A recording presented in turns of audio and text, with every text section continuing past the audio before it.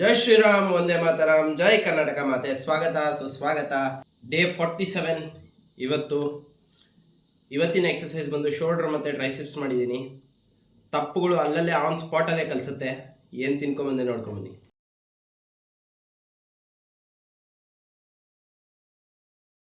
ಏನು ತಪ್ಪು ಮಾಡಿದೆ ಅಂತ ನೋಡ್ತೀರಾ? ಏನು ತಪ್ಪು ಅಂದರೆ, ಇವತ್ತು ಓಟ್ ಮೀಲ್ ಕ್ಯಾನ್ಸಲ್ ಮಾಡೋಣ ಅಂತೇಳಿ ಓಟ್ ಮೀಲ್ ಕ್ಯಾನ್ಸಲ್ ಮಾಡಿದೆ. ಓಟ್ ಮೀಲ್ ಕ್ಯಾನ್ಸಲ್ ಮಾಡಿ ಕಾಪ್ ಸಿಗಲಿಲ್ಲ, ಬಾಡಿಗೆ ಕಾಪ್ ಸಿಗಲಿಲ್ಲ, ಎಕ್ಸಸೈಸಲ್ಲಿ ಇಂಟೆನ್ಸಿಟಿನೇ ಸಿಗಲಿಲ್ಲ. ಸೊ ಇವತ್ತು ಮಾಡಿದ್ದ ಎಕ್ಸಸೈಸ್ ಅಷ್ಟೊಂದು ಮಜಾ ಬರಲಿಲ್ಲ. ಎಕ್ಸಸೈಸಲ್ಲಿ ಫೋರ್ಸೇ ಇರಲಿಲ್ಲ. ಆ್ಯಕ್ಚುಲಿ 40 kg ಶೋಲ್ಡರ್ ಪ್ರೆಸ್ ಆರಾಮಾಗಿ ಹೊಡಿತಾ ಇದ್ದವನು ಇವತ್ತು 38 kg 37 kg ಬಂದ್ರೂ 8-10 ರೆಪ್ಪಲ್ಲ, 4-5 ರೆಪ್ ಹೋಗಲಿಲ್ಲ. ಪ್ರೋಟೀನ್ ಅಂದರೆ ಸಿಕ್ಕಾಪಟ್ಟೆ ಹುಚ್ಚು. ನಾನು ಈಗಿನ ಪ್ರೋಟೀನ್ ಕುಡಿದಿಟ್ರೆ ಅದಕ್ಕೆ ಅದನ್ನು ಬಿಡಿಸ್ಕೊಂಡು ಓದಾಡ್ತಿದೆ. ಕರ್ಮ ಕಾಂಡ.